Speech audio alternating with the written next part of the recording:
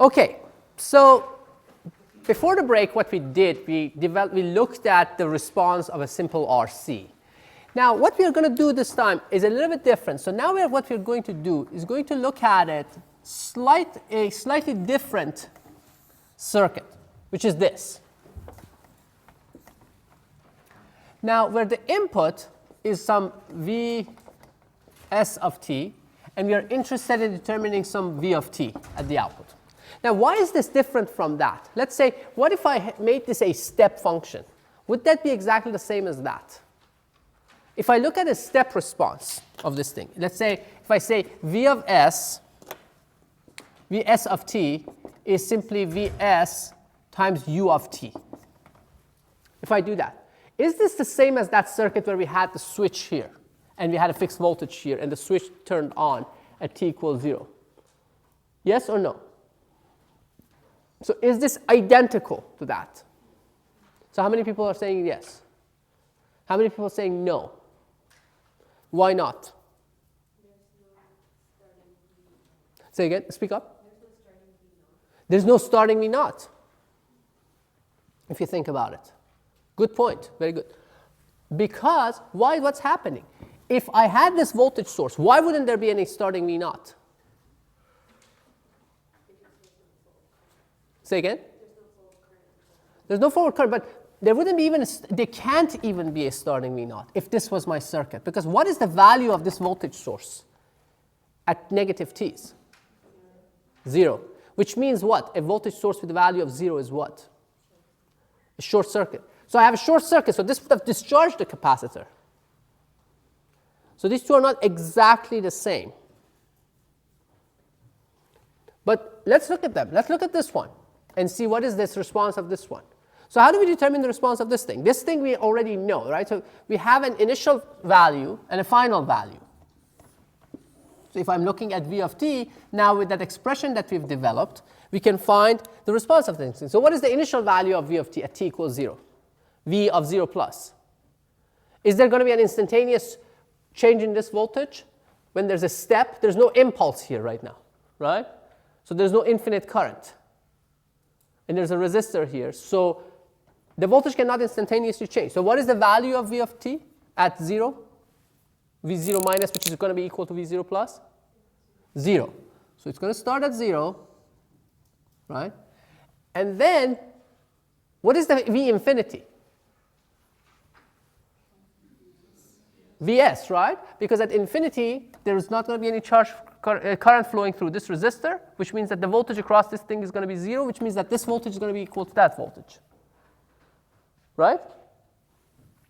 And that means that this is going to reach an asymptote of infinity, of Vs at infinity. And how is it going to do that? Is it going to be like this, or is it going to be like this? Like that, right? Because it's a negative exponential. And what is the time constant of this exponential? This is important because you are not defining the exponential otherwise. R times c. So if I write this using that expression that we derived, write an expression for it, V of t is going to be Vs times 1 minus e to the negative t over tau, or t over rc, u of t. Agreed? Why is that? Look at this. If t is equal to 0, this is 1, so 1 minus 1 is 0, so this gives you 0. If t is infinity, this becomes 0, so you have Vs times 1. So you go from 0 to Vs. Make sense? Everyone's comfortable with this? Yes?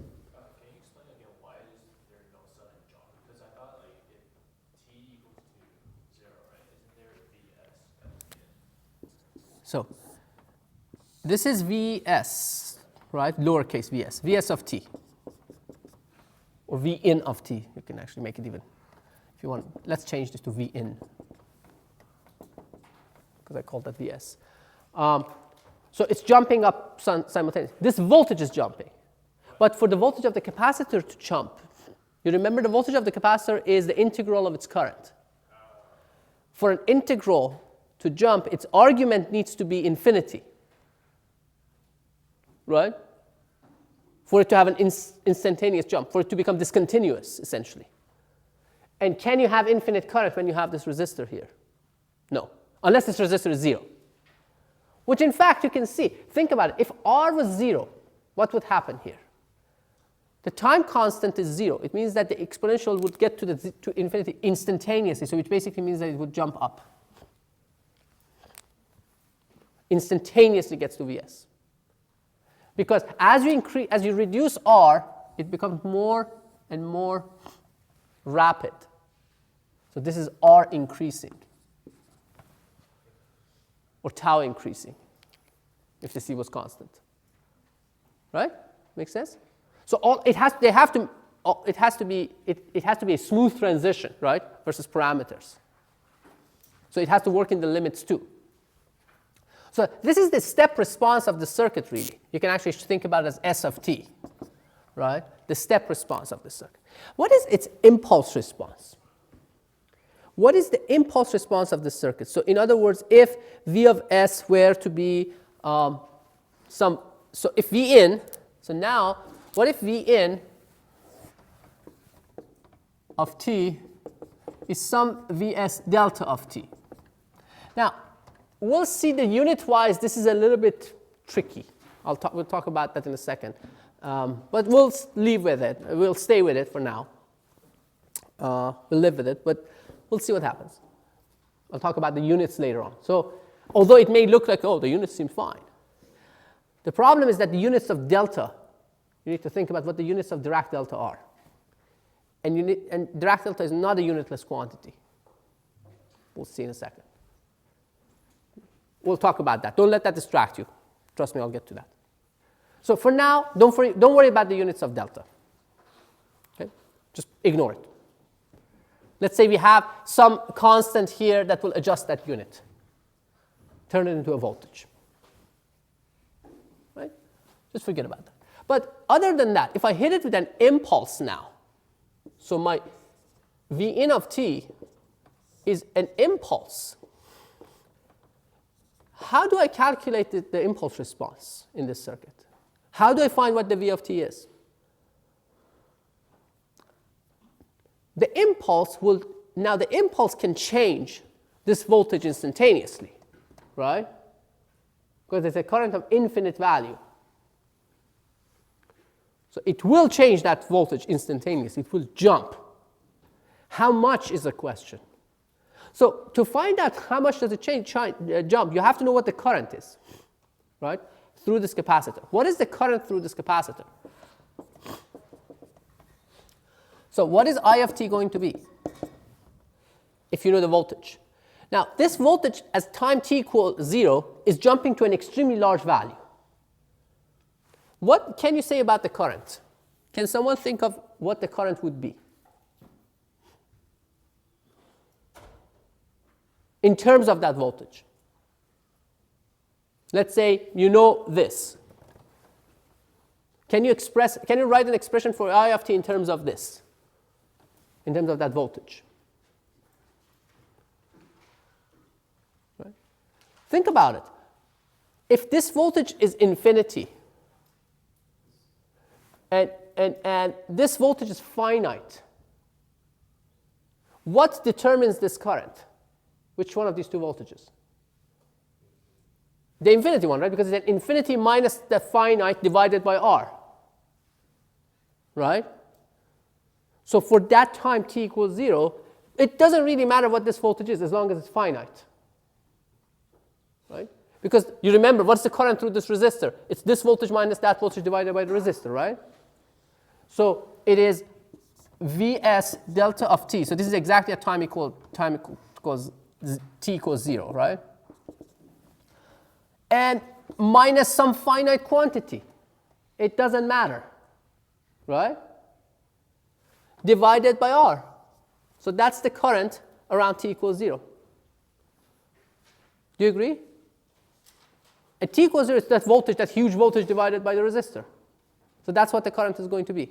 So what is the voltage across the capacitor in terms of its current? So the V is 1 over C, right? Integral from negative infinity to t of the current dt. But I'm really interested in the vicinity of 0. So I'm basically integrating this from 0 minus to 0 plus. And what is the current? This guy, over in that vicinity, in that neighborhood of 0, right? Do you agree that it is this current? If you're not convinced, you have to stop me right now, right?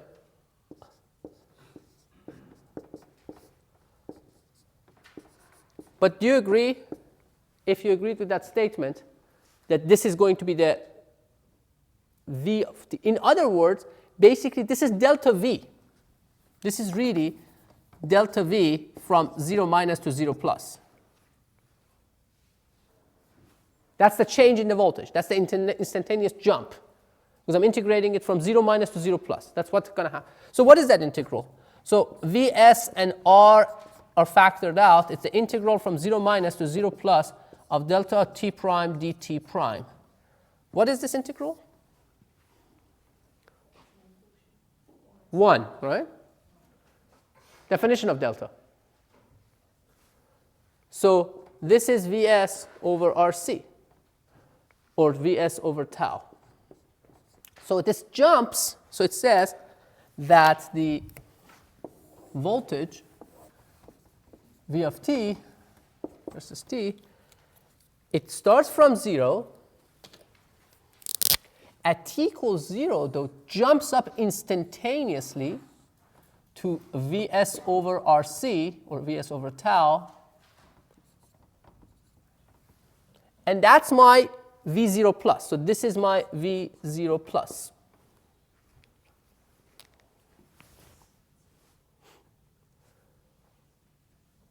And you can start to see probably the problem with the unit. We'll get to that. But just bear with the unit for now. And I'll tell you what the problem is. Now, what happens from that point on? You know the V0 plus. Now you can use that expression, right? What is V infinity? At infinity, you have a voltage source whose value, now at all times after t equals 0, this voltage source is 0, which means that it is what? A short circuit. So you have a resistor and a capacitor in parallel. So at infinity, what's the voltage across the capacitor? 0, right? The capacitor is going to be completely discharged at infinity. So it goes back to 0. And how would it do it? Would it do it like this, or would it do it like this? It has to always asymptotically reach its infinite value. Remember that. Therefore, this cannot work, because this will just stop here. And what is the time constant? Tau, which is Rc. So it goes to 0. So this is the impulse response of this circuit with t. So if I write an expression for it, it would be V of t, which would be V infinity, which is 0, plus V0 minus V infinity, so which becomes Vs over Rc, or Vs over tau, e to the negative t over tau u of t.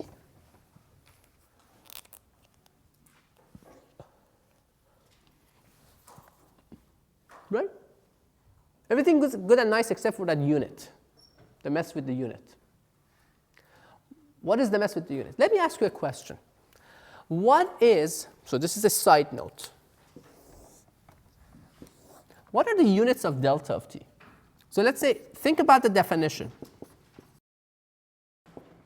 A delta of t, let's say, from negative infinity to positive infinity is equal to 1. What should the units of delta be if it's 1 unitless? 1 over second, right? 1 over time. So because it's multiplied by time and produces a 1. If I say delta of x position, dx from, I don't know, negative infinity to positive infinity of some position, the spatial delta, what is the units of delta? 1 over meters, right? So this is going to be 1 over meters, and this is going to be 1 over seconds.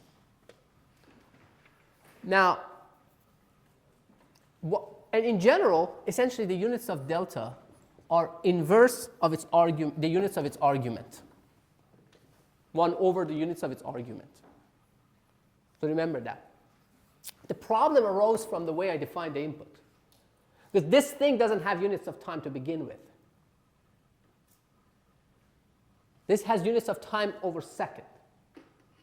And you can see its output also has units of, I'm sorry, volts over seconds, not time, volts over seconds.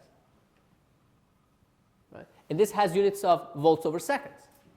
So if I wanted to make this correct, really I had to multiply it by 1 second. So this would have been Vs times 1 second for this to have units of voltage. And therefore that would have propagated through the whole thing, and this would have been like a 1 second up front. We have dropped that because I didn't want to make this complicated about something else. And that was not the point of it. But just keep that in mind. So that 1 second would have propagated and compensated this tau, this RC in the denominator. So there's nothing wrong with that, fundamentally. Now, could I calculate this impulse response in a different way? I knew the step response of the circuit. And I know this is an LTI system. What is the relationship between the step and an impulse? We talked about this, right? What is the relationship between an impulse and a step? How do you get an impulse from a step?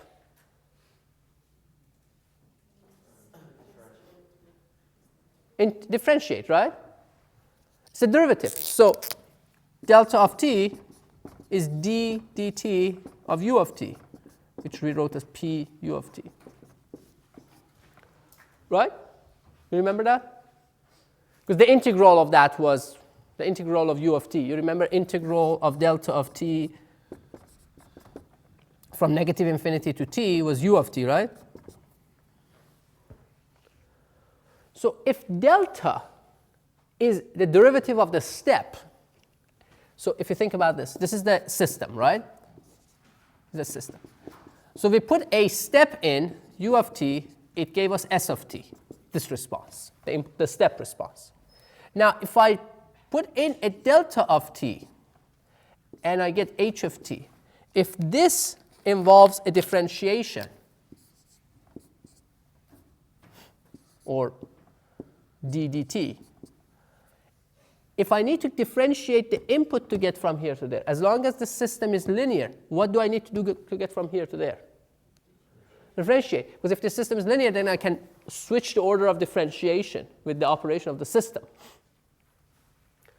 Then, so this should be the derivative of that, according to this. The impulse response should be the derivative of that. Is that true? Right? If you differentiate it, the first term, well, it's a little bit tricky, though. It's a little bit tricky. Differentiating this, you have to be careful. It looks like it is exactly, but let's look at it, see for sure. Because there's one thing, one subtle thing there. So here's the subtle thing about it. I'm going to reproduce it here. V of t is Vs1 minus e to the negative t over tau u of t. So what is dv dt? Or this is, let's call this s of t, it doesn't matter. It would be h of t. ds of t dt.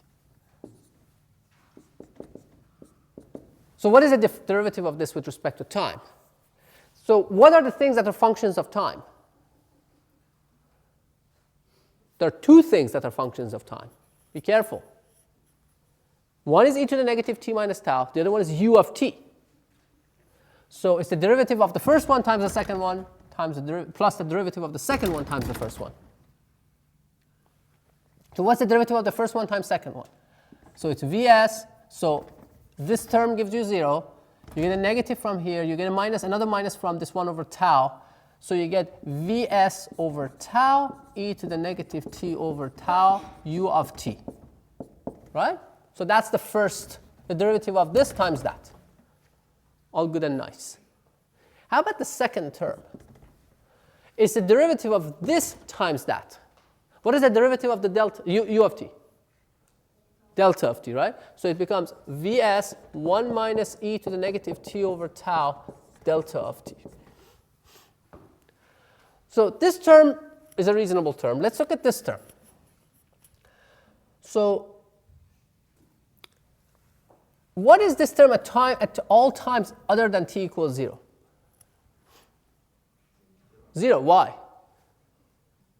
Because it has delta, right? The delta is 0 at all times other than t equals 0. So I don't have to worry about it at any other time. So the only thing I need to evaluate really is delta around 0, delta of t, and then this evaluated at 0.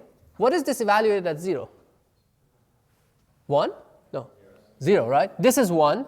So 1 minus 1 is 0, right? So this is 0. But this is identically 0 at t equals 0. And that's why you don't care about this. So what you're left with is this, if you really want to think about it.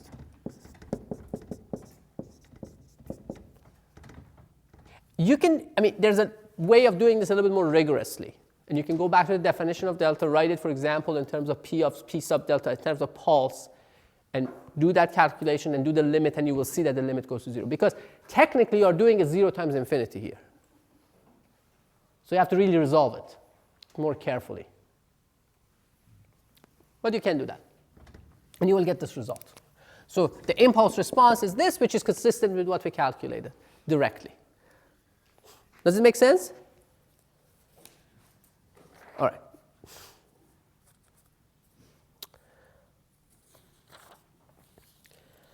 Okay. So